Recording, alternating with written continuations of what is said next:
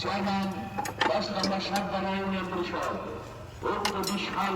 কোরআন মাহফিলের প্রধান আলোচক হিসেবে তেসরে জানিবেন আন্তর্জাতিক দেশামরুল কোরআন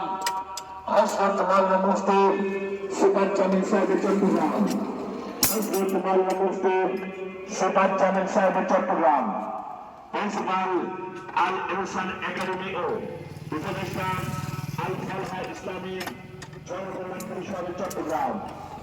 দ্বিতীয় বক্তব্য সমাবেশ করবেন বিশিষ্ট ইসলামী চিন্তাবিদ হযরত মাওলানা